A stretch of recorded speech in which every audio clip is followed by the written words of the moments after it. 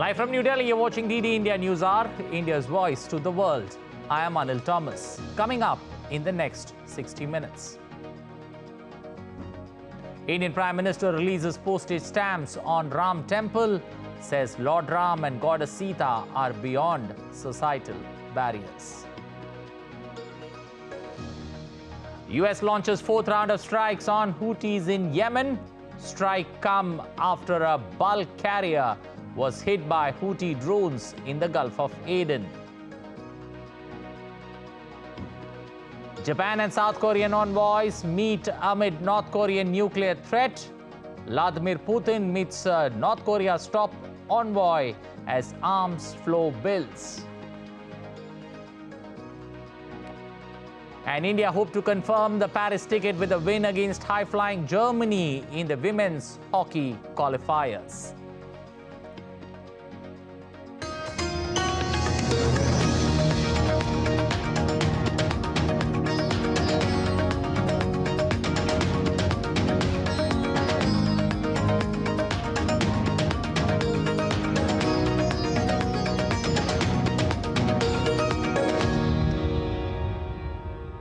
The United States is not taking Iran's threat of serious repercussions seriously.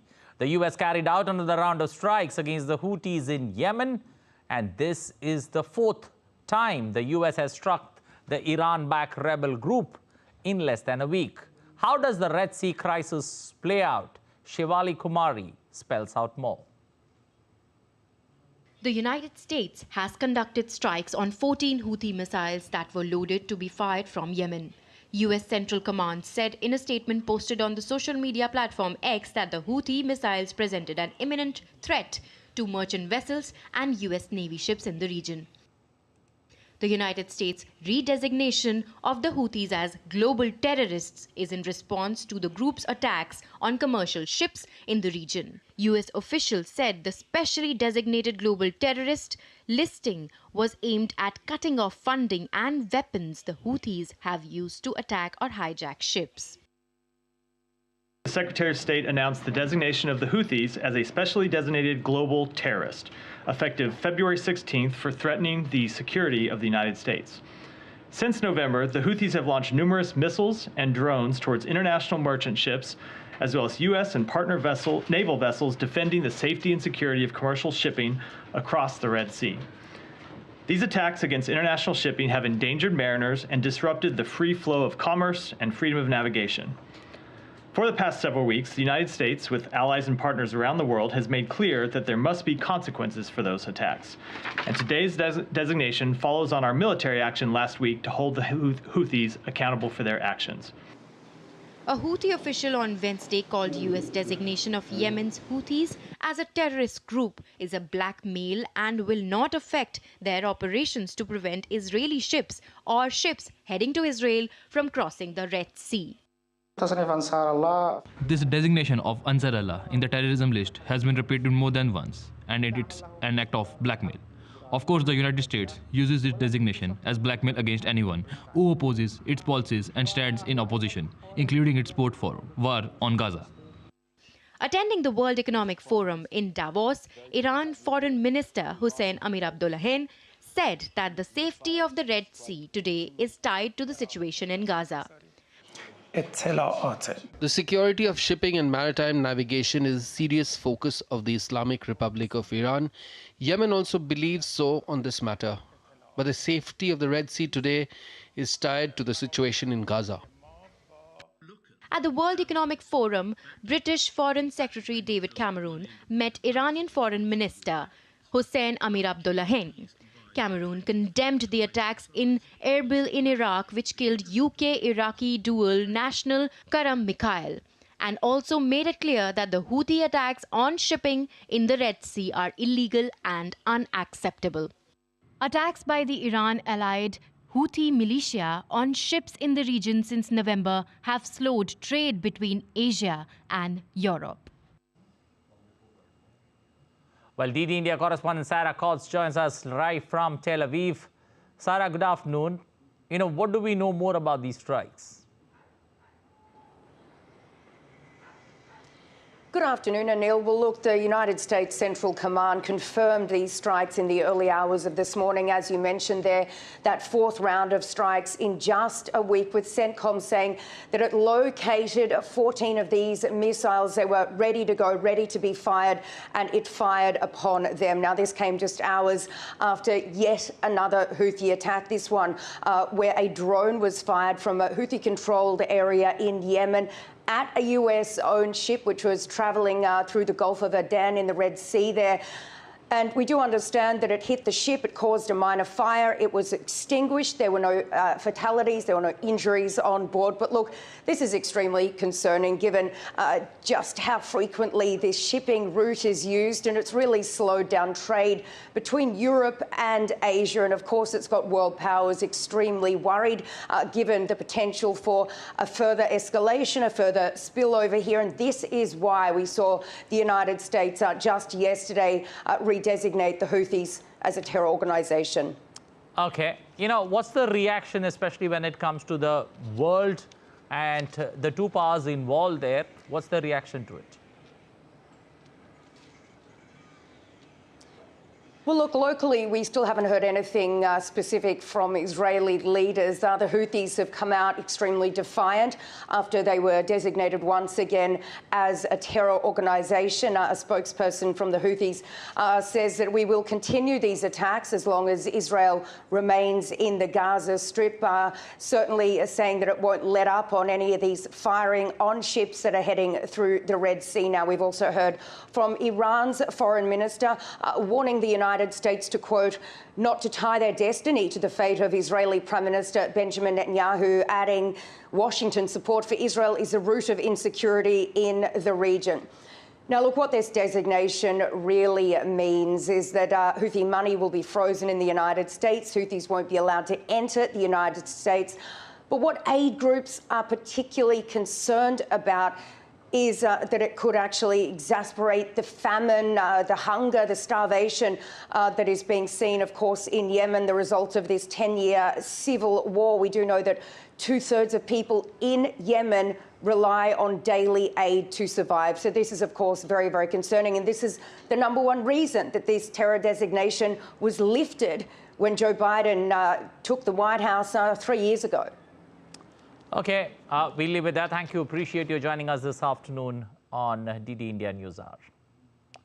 Moving on, Executive Director of France's International Energy Agency, Fatih Birol, said that attending the World Economic Forum in Davos on Wednesday, that the oil market this year is set to be in a comfortable and balanced position. Despite Middle East tensions, amid a rising supply and slowing demand growth, Birol said that IEA is expecting a significant increase in oil production from the United States, Canada, Brazil and Guyana this year. The IEA expects world oil demand to grow by 1.1 million barrels per day in the year 2024. It expects non-OPEC supply growth to reach 1.2 billion next year.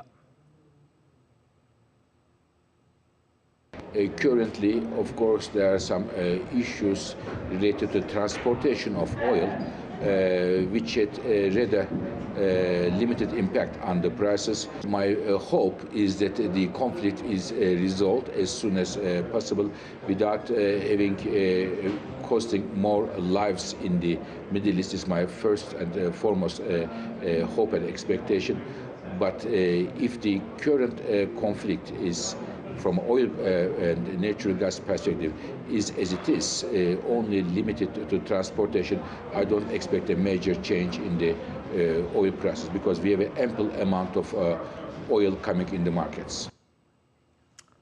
Well, shifting focus now, a shipment of medical supplies meant for Israeli hostages in Gaza and civilians reached Gaza on Wednesday as part of a deal brokered by Qatar and France. Earlier, 2 Qatari planes arrived in the north of Egypt's Sinai Peninsula, where supplies were unloaded and transferred to the Rafah border, crossing with Gaza.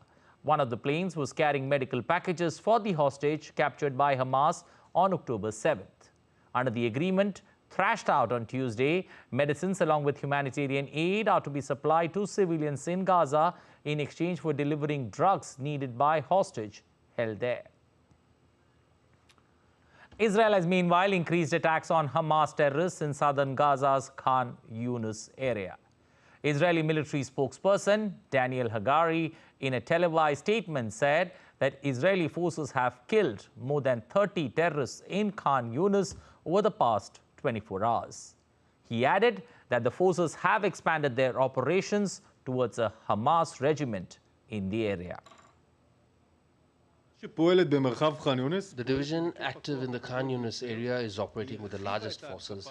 It has expanded its attack. It was in the east of Khan Yunis. It has expanded its attack to another Hamas regiment, which is in southern Khan Yunis, and is now carrying out an attack there. Over the past 24 hours, there were tough battles there. Sadly, there were also casualties. Our forces have killed more than 30 militants in the past 24 hours in the area. Meanwhile, members of the U.S. Congress held a vigil for hostages held in Gaza. Speaker of the U.S. House of Representatives Mike Johnson led a vigil on the steps of the U.S. Capitol for those held hostage by Hamas terrorists in Gaza since October 7th last year.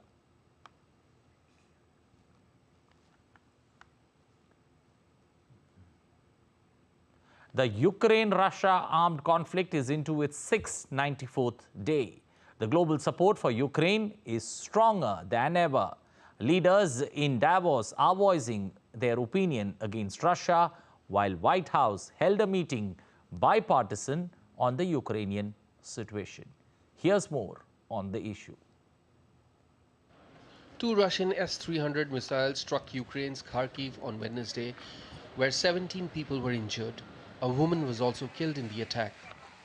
Ukraine's President Volodymyr Zelensky, in a late-night video address, urged his countrymen to seize the initiative to help determine the course of the war and also secure worldwide support.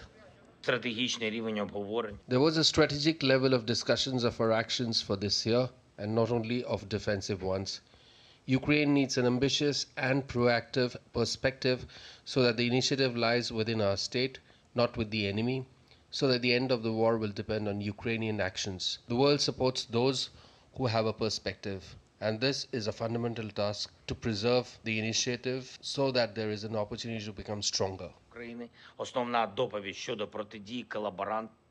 Republicans in the US also held meetings with the Democrats and President Joe Biden over Ukraine aid and immigration policy.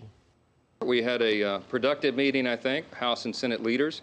The President was very forthright. I told the President what I have been saying for many months, and that is that we must have change at the border, substantive policy change. We're not insistent upon a particular name of a piece of legislation, but we are insistent that the elements have to be meaningful. The House is ready to act. White House National Security spokesperson John Kirby also emphasized that there was a critical and urgent need for continued security assistance flow to Ukraine. This will be an opportunity for the President and for the National Security Team to make sure that members of Congress fully understand the desperate, urgent need for weapons and capabilities for Ukraine to continue to flow. As you know, the last security assistance package was December 27th. There hasn't been one since. There won't be one unless or until we can get some funding. They are expending what they have.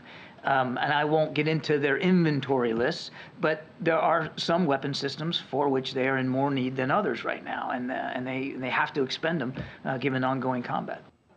The World Economic Forum in Davos echoed against President Putin, with the French President Emmanuel Macron saying that Russia cannot be allowed to win in Ukraine.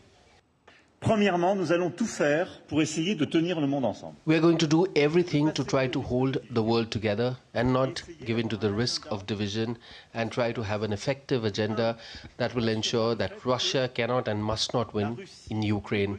Because what is at stake in Ukraine is our values, our collective security in Europe, in the Caucasus and in the entire region. Therefore, to do this, 2024 will be a key year for Europeans. We must show that we know how to provide visibility and recommit our efforts, whatever happens in the United States. While the conflict in Ukraine continues to inflict suffering and destruction, a glimmer of hope emerges through increased global unity and determination to support Ukraine. Still to come on DD India News Hour. Pakistan retaliates with strike on militant targets in Iran.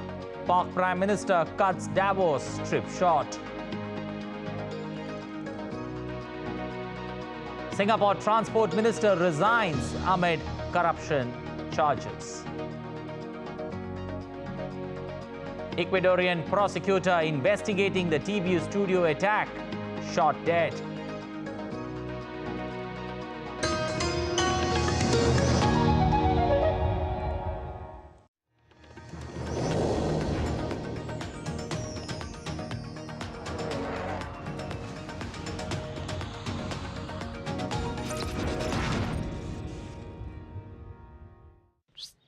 बोला आप कौन? अरे वो सब छोड़ो, बहुत बढ़िया investment scheme आई है। आज 2000 डालोगे, कल 4 मिलेगा, परसों 8, फिर 16, 32 फिर 64। लिंक भेज दिया, जल्दी क्लिक करो।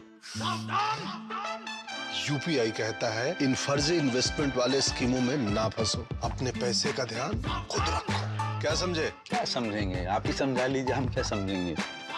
आप भी ये जानकारी शेयर करें और अपने आसपास के भोले को बचाएं।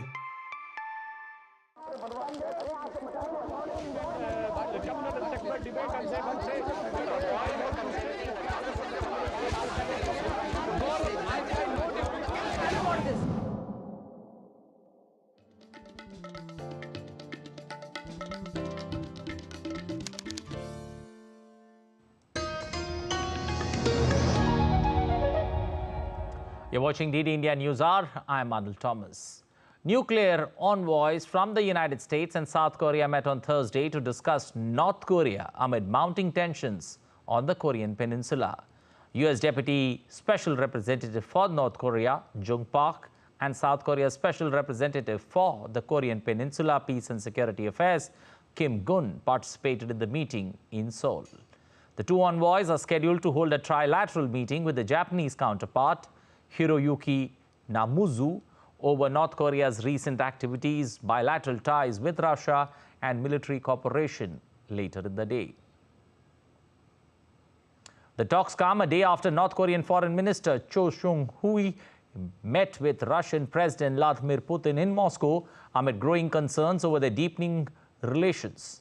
Meanwhile, Kremlin has asserted that Russia is developing ties with North Korea in all areas, which include sensitive ones like arms.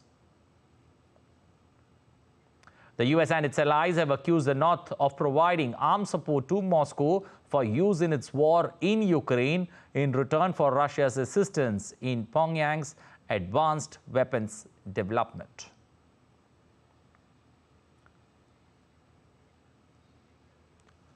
But for more on the story, DD India correspondent Andrew Wood joining us from Hong Kong. Andrew, good afternoon. The rising proximity, especially between Russia and North Korea, with military cooperation, is it a cause of concern for the region and the world?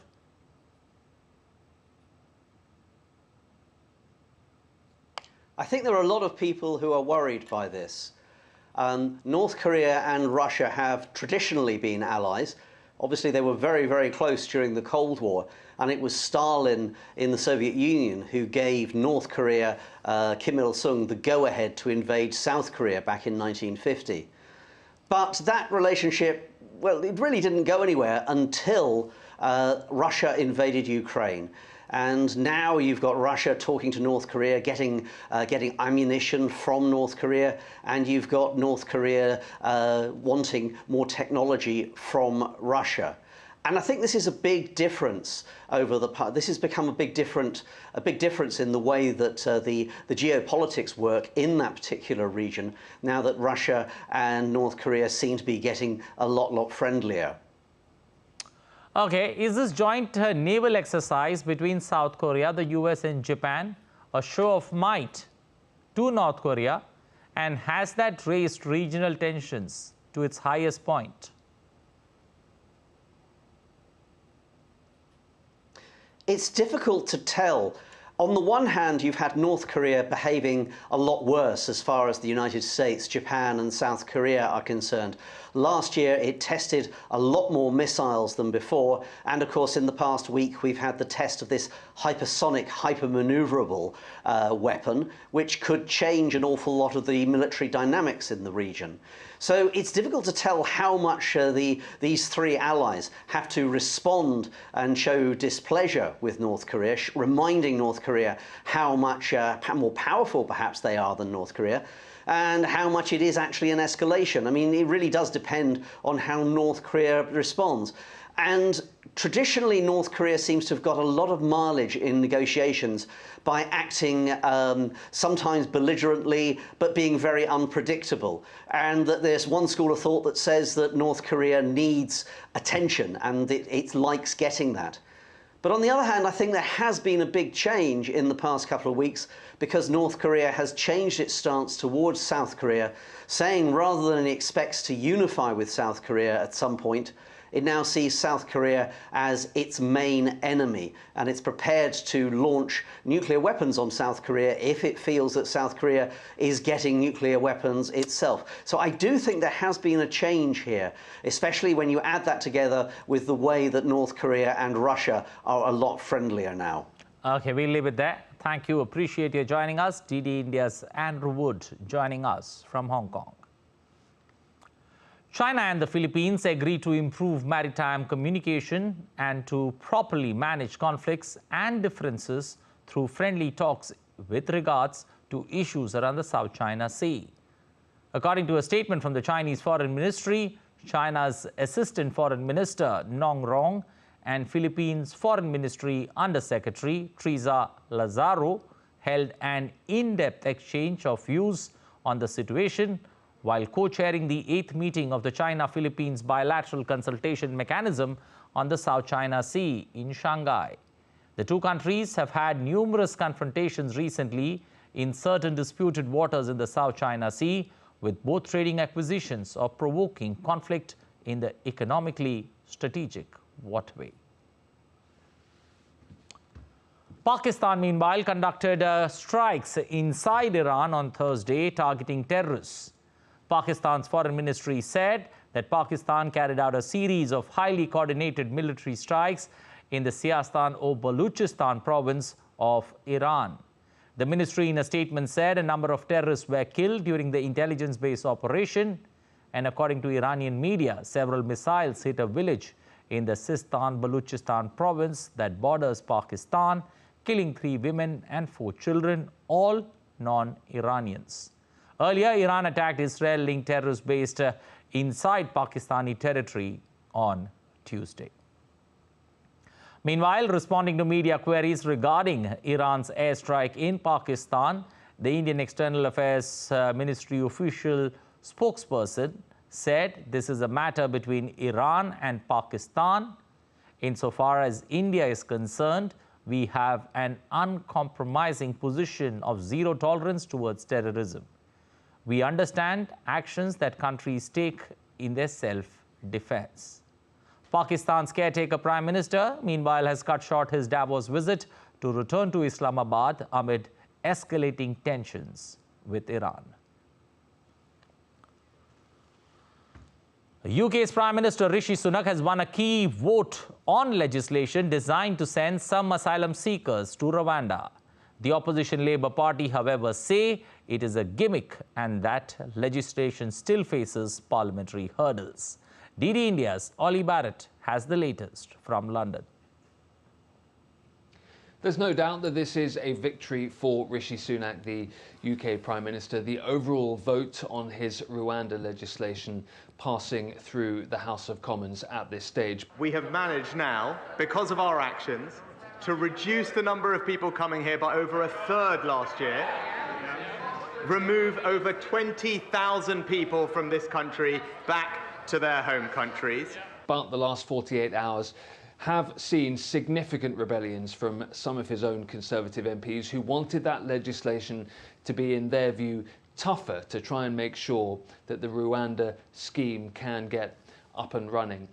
It's not a battle that is over yet either. The legislation now goes towards the UK's upper chamber, the House of Lords. We could well see there attempts to amend the legislation from its current form, and so there could well be further parliamentary battles to come before the legislation is completely on the statute books. And that's important for UK Prime Minister Rishi Sunak, because he wants to see flights to Rwanda, deporting some asylum seekers, up and running in the early part of 2024, and the parliamentary schedule may not allow that.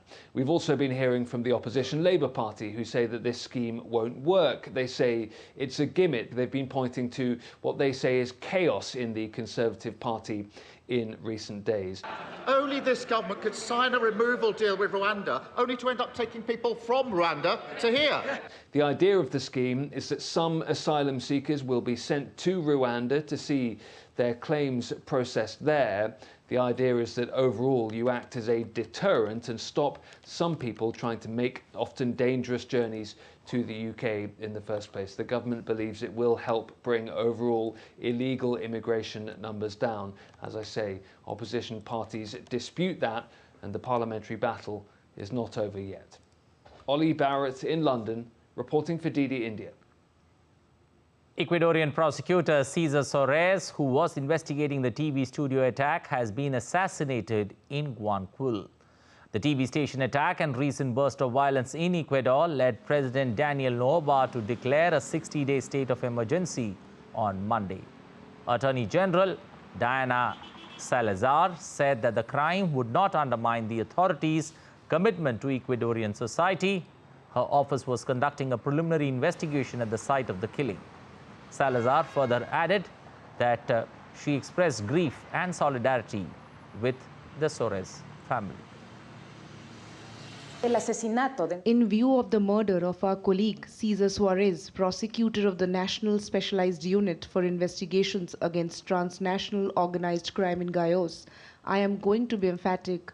Organized crime groups, criminals, terrorists will not stop our commitment to Ecuadorian society. We will continue with more strength and commitment. Con más fuerza. Ecuadorian government on Wednesday condemned the murder of a prosecutor in the province of Guayas, one of the most violent areas of the country. Ecuadorian Defense Minister Giancarlo Lofredo expressed his condolences to the family of prosecutor Cesar Soares and stressed the government's commitment to support the justice system in solving the crime. On behalf of national government, we would like to express our condolences to the prosecutor's family, Cesar Soares. We reject all forms of violence in response to the conflict we are experiencing. We reaffirm the government's strong commitment to support the administration of justice. Ecuadorians are together and united in single force, a single Ecuador. Los ecuatorianos estamos juntos y unidos. Republican presidential candidate Nikki Haley said that the United States should try looking at China as the enemy and threaten to end normal trade relations during a campaign on Wednesday in New Hampshire. So when Biden comes and tells us China's a competitor, I dealt with China every single day at the United Nations. They never saw us as a competitor. They always saw us as an enemy. That's why we have to look at them the way they look at us. But how do we deal with China? Well, you start by stopping the sale of any Chinese land and taking back the land they already purchased. Well, let's take a look at some other stories making news around the world. Singapore's former Transport Minister S. Iswaran has been charged in the court over a graft case. The minister has pleaded not guilty while facing 27 charges. The city-state's Anti-Corruption Bureau started investigating Iswaran since his arrest in July last year, with Prime Minister Lee Hsien Loong putting him on a leave of absence and barring him from leaving Singapore. The Macau Science Centre has been promoting energy conservation and carbon reduction since its establishment as one of the region's most important platforms in advocating for popular science education. The Science Centre also promotes greener architecture and maximizing energy saving. Science Centre has also earned a 3-star certificate of Green Building Design label. marking which is the highest level of green building design certification in the country. Under the theme of Artistic Playground, this year's Macau City Fringe Festival opened on Thursday with a theme of art exhibition for all. The event also upholds the concept of all over the city. Stages, which includes patrons, artists and artists of different ages, will also be participating in this year's festival with a motive to connect with the local community.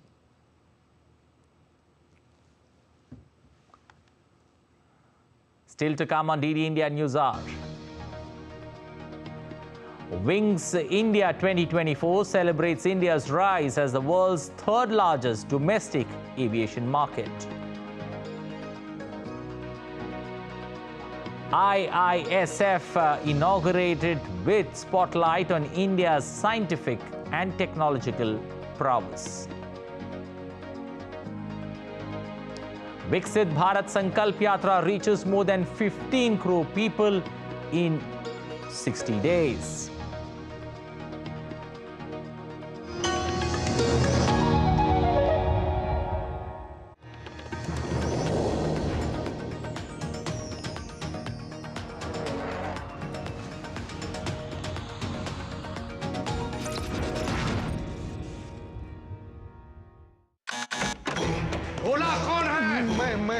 पर हुआ क्या? बिजली का bill नहीं भरा और पूछता है हुआ क्या? जल्दी से ऐप डाउनलोड कर।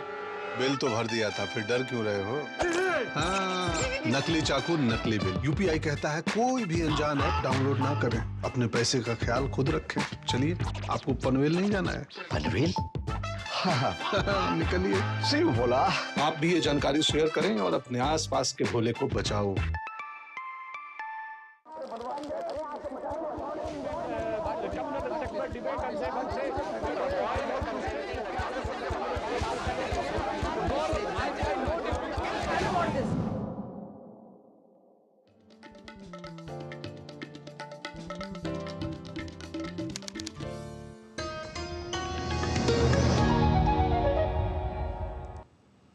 You're watching DD India News Hour. I am Anil Thomas. A quick recap of the headlines. Indian Prime Minister releases postage stamps on Ram Temple, says Lord Ram and Goddess Sita are beyond societal barriers. US launches fourth round of strikes on Houthis in Yemen. Strikes come after a bulk carrier hit by Houthis drones in the Gulf of Aden. Japan and South Korean envoys meet amid North Korean nuclear threat. Vladimir Putin meets North Korea's top envoy as arms flow build. India hopes to confirm Paris ticket with a win against high-flying Germany in the women's FIH Olympic qualifiers. Now getting you all the buzz being generated in the build-up to the consecration ceremony there in Ayodhya on the 22nd of Jan.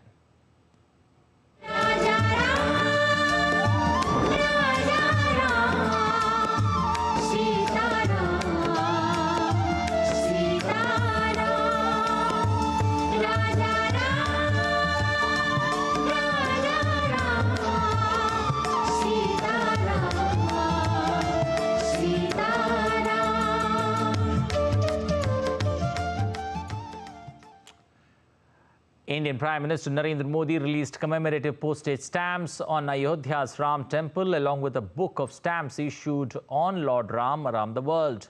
The components of the design include the Ram Temple devotional song, the sun, the Sarayu River and scriptures in and around the temple.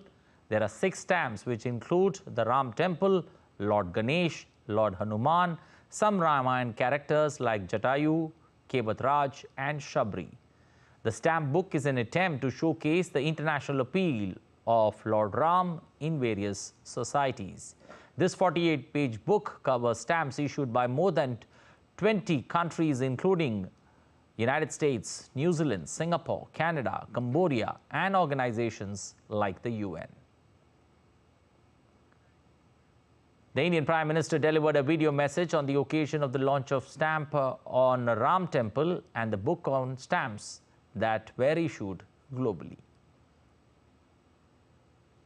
America, Australia, Cambodia, Canada, Czech Republic, Fiji, Indonesia, Sri Lanka, New Zealand, Thailand, Guyana, Singapore, ऐसे कितने ही देशों ने भगवान राम के जीवन प्रसंगों पर बहुत सम्मान के साथ, आत्मीयता के साथ पोस्टल स्टैंप जारी किए हैं।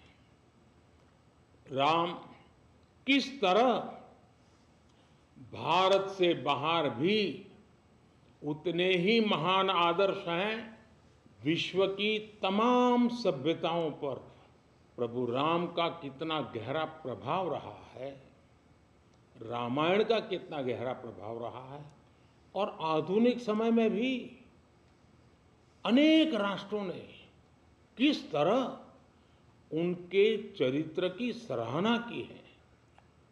With only 4 days left to the mega consecration ceremony in the Indian city of Ayodhya, on day 4 of the 7-day rituals leading up to the mega event, the procession of the idol of Lord Ram has been completed, and the recitation of scholar Valmiki's Anand Ramayana has begun. Today marks the 4th day of the 7-day ritual. Many other rituals and ceremonies are lined up for today in the temple city of Ayodhya.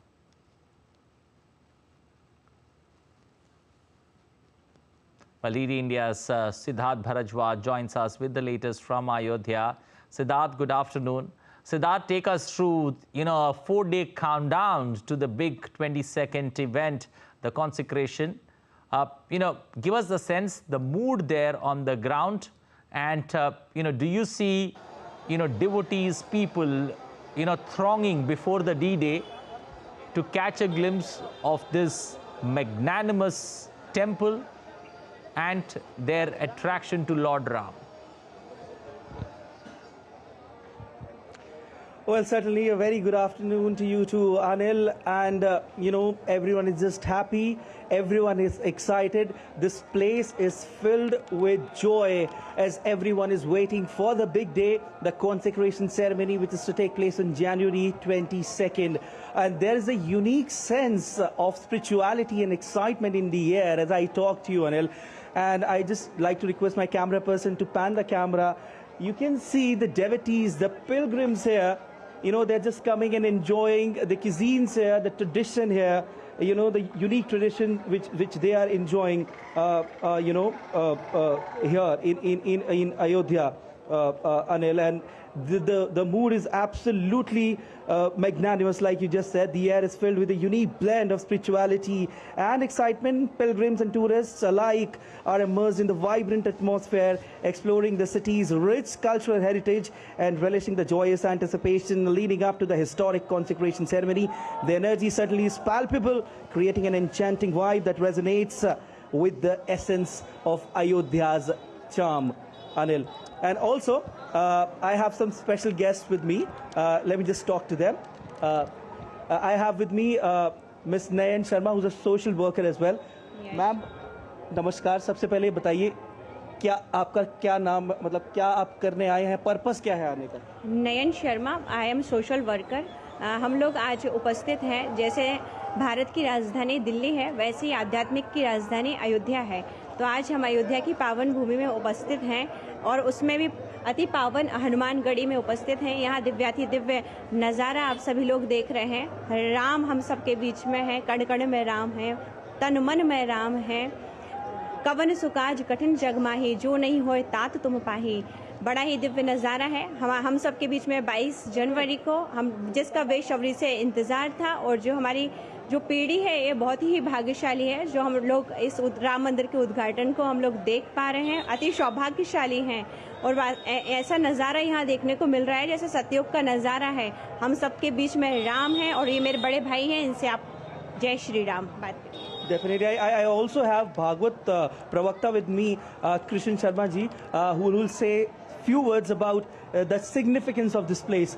नमस्कार sir. नमस्कार. Place की significance के बारे में ज़रूर बताइए. जय श्री राम, जय श्री राम. देखिए यहाँ पर साक्षात जिनके नाम में इतना आनंद है वो स्वयं अवतरित हुए थे जिस धाम में, उस धाम का आनंद आप सभी यहाँ पर अनुभूत कर रहे हैं, फील कर रहे हैं, क्योंकि भगवान राम का एक स्वरूप है जिसको हम कहते हैं आनंद स्वरूप, आनंद सिंधु सुख राशि. और 22 जनवरी को यहाँ पर दिव्य प्राण प्रतिष्ठा महोत्सव होने जा रहा है और मैं चैनल के माध्यम से आप सभी को एक मैसेज देना चाहता हूँ. यदि आप 22 जनवरी को अयोध्या नहीं आ पा रहे हैं तो कोई बात नहीं, आप जिस क्षेत्र में जहाँ पर भी रहते हैं, जिस गांव में रहते हैं, जिस नगर में रहते हैं, आप वहाँ पर भगवान राम के मंदिर में जाकर आप भगवान नाम का संकीर्तन करके और अपना ये अयोध्या धाम का लाभ, घर बैठे पुण्य लाभ अर्जित कर सकते हैं. So definitely, as you can see, the excitement is in the air. Anil, everyone is waiting for the big day, the consecration ceremony, which is to take place on 22nd of January. The security measures are also tight here, ensuring that, the stay here for the tourists, for the pilgrims is safe for everyone who are coming there to witness this historic day here in Ayodhya. Anil. Okay, we'll leave there. Thank you. Appreciate you joining us this afternoon from the holy city of Ayodhya. The idol of Lord Ram has been brought inside the sanctum sanctorium of the Ram temple in Ayodhya, where the grand consecration ceremony will take place on the 22nd of this month. A special prayer was held in the sanctum sanctorium before the idol was brought inside with the help of a crane.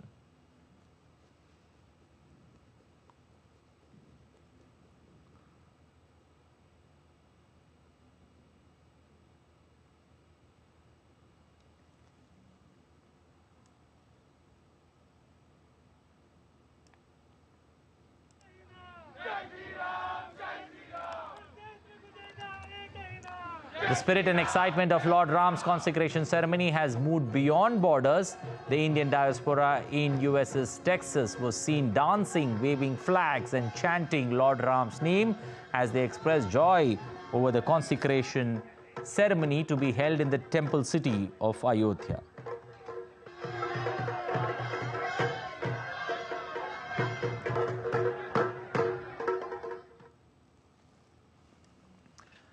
An entrepreneur from the city of Bareilly in the North Indian state of Uttar Pradesh has prepared a special perfume dedicated to the Ram temple in Ayodhya. A special kesar dhoop or incense stick has been made for the Ram temple consecration ceremony on the 22nd of this month. The Tourism and Cultural Minister of Uttar Pradesh, Jaivir Singh, handed over 10,000 famous glass kada or bangles from the Indian city of Firozabad with Jai Shri Ram or Hail Lord Ram written on it. The city is famous for the construction of bangles. The bangles are being sent to the organization handling the consecration of the Ram temple in the temple city of Ayodhya. India aims to set up modernized heliports in every district in the country in the coming days. The country's Civil Aviation Minister Jyotiraditya Scindia said as he inaugurated Asia's largest civil aviation event, Wings India 2024 in Hyderabad. Minister of State for Civil Aviation General V.K. Singh also attended the event. Scindia also unveiled the Air India Airbus A350. This is India's first A350. The minister said the government intends to broaden the civil aviation sector with an aim of providing last-mile connectivity across the country. He added that the current passenger traffic is expected to reach 300 million by 2030 from the current 153 million. Under India's mission deployed in the Gulf of Aden for anti-piracy operations, INS Visakhapatnam has swiftly responded to a distress call made by Marshall Island-flagged MV Genco Picardy following a drone attack on the 17th of January. MV Genco Picardy, with 22 crew members, including 9 Indians, had reported no casualties. The fire is under control. The Indian Naval EOD specialists from INS Visakhapatnam have boarded the vessel in early hours of 18th of Jan to inspect the damaged area. EOD specialists, after a thorough inspection, have rendered the area safe for further transit. The vessel is proceeding to the next port of call.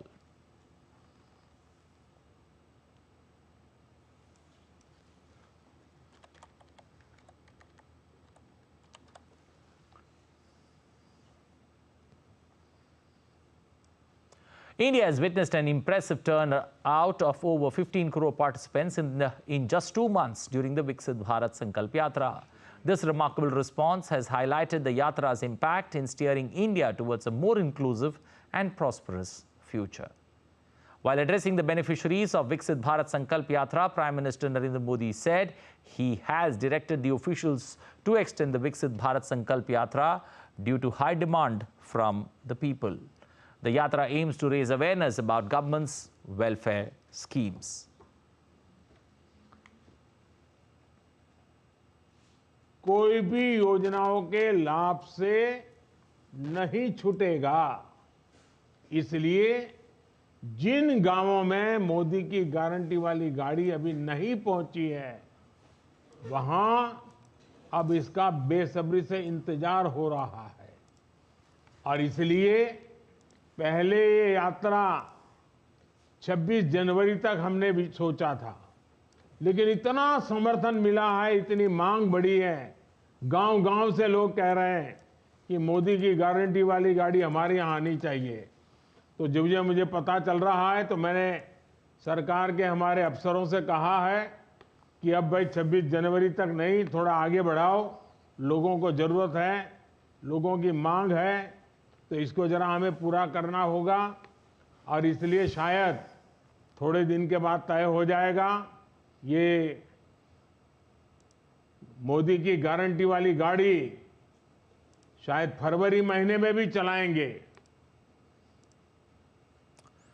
Indian government's biggest outreach program, Viksit Bharat Sankalp Yatra, has reached the Poonch district of the Union Territory of Jammu and Kashmir.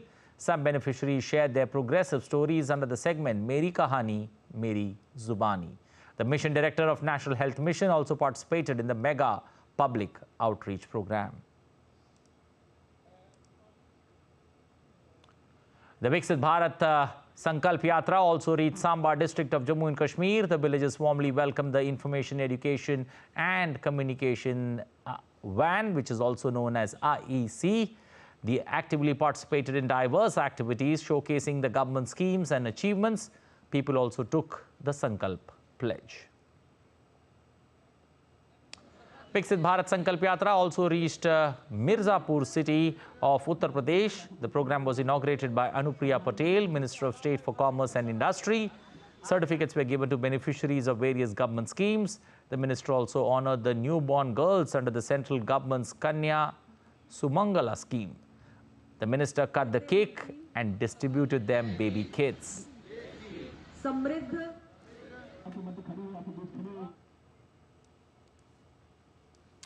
Still to come on DD India News Hour.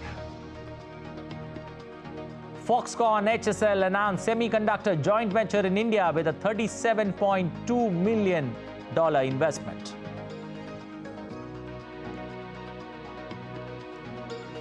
Blue Tigers India look to bounce back as they face Uzbekistan for the 7th time.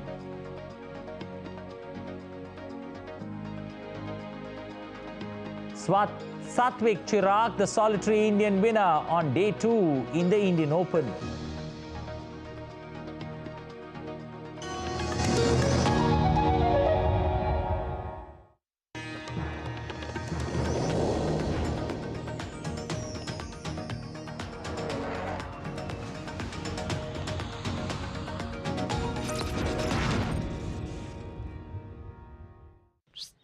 बोला आप कौन? अरे वो सब छोड़ो, बहुत बढ़िया investment scheme आई है। आज 2000 डालोगे, कल 4 मिलेगा, परसों 8, फिर 16, फिर 32, फिर 64। लिंक भेज दिया, जल्दी क्लिक करो।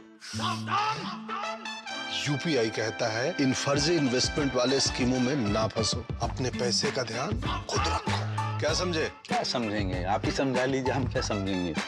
आप भी ये जानकारी शेयर करें और अपने आसपास के भोले को बचाएं।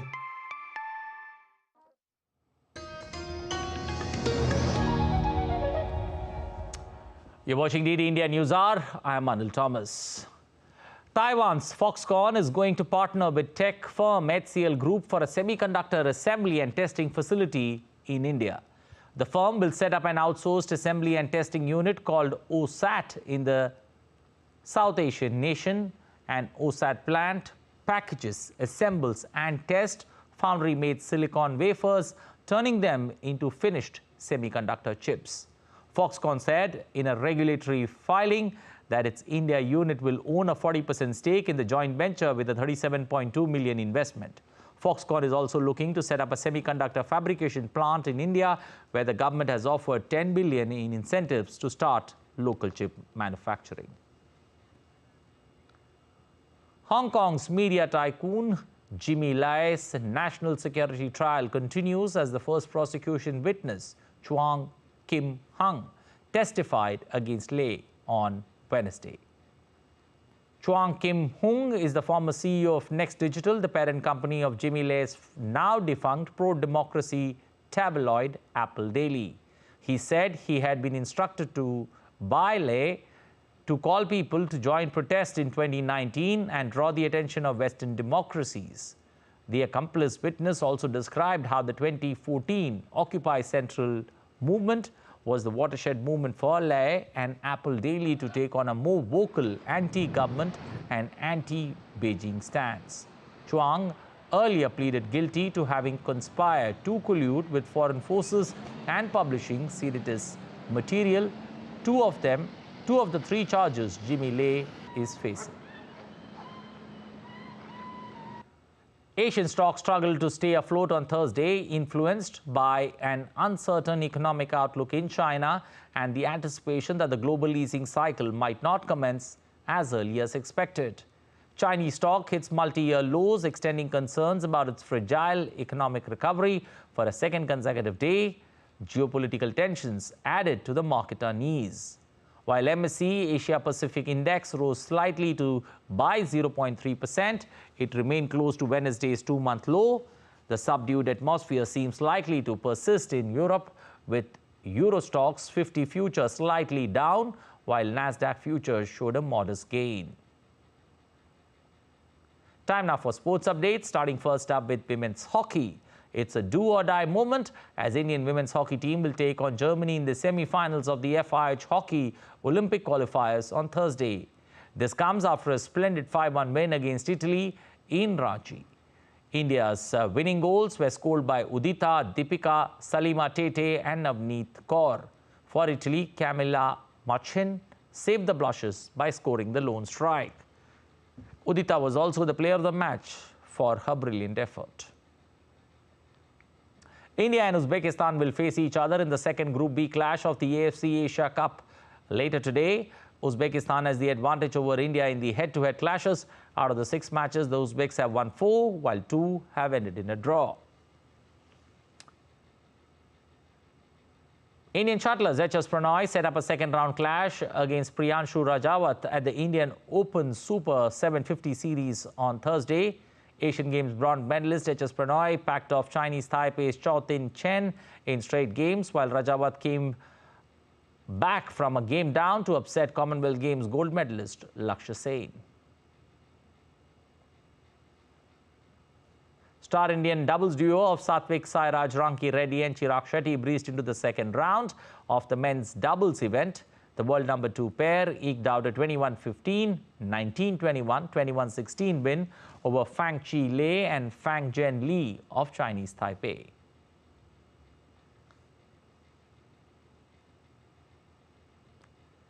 The 6th edition of Khelo India Youth Games is all set to witness a glittering opening ceremony in the South India. The event will be inaugurated by Prime Minister in Chennai. Here's a report that tells you all about the 6th edition of Khelo India Youth Games. Chennai is all set to welcome Prime Minister Narendra Modi, who would inaugurate the 6th edition of Khelo India Youth Games on Friday. Khelo India Youth Games, which is taking place in South India for the very first time, will witness the participation of around 5,600 athletes from all across India, who would showcase their skills to bag the top honours. The multi-sport event, which would be in action for 13 days, would be spread across 15 venues of southern India. The event would also showcase a demo sport alongside 26 sporting disciplines. The landmark sporting event would be a mix of conventional sports such as football, volleyball, badminton, etc. and traditional sports such as Kalaripayattu, Gatka, Thang Ta, Kabaddi and Yogasana. Silambam would be included as a demo sport. The event also highlights women empowerment as its mascot. Veera Mangai, who was an Indian queen who waged war against British colonial rules, symbolizes spirit of Indian women embodying strength and power. With the onset of the 6th edition of Khelo India Youth Games, and especially ahead of an action-packed sporting calendar of 2024 that includes Olympics, players are focused on creating new records and benchmarks with continuous exposure that is assured with government's flagship initiative. Deepika Mehto's report from Chennai for DD India. Well, that's all for this edition of DD India News Hour, but let us know your thoughts on the news of the day. You can connect with us on Facebook, X and Instagram. You can also visit our website, ddindia.co.in. We're going to be back with more news as it breaks here on DD India. I'm Anil Thomas. From all of us here in Delhi, thanks for watching DD India News Hour.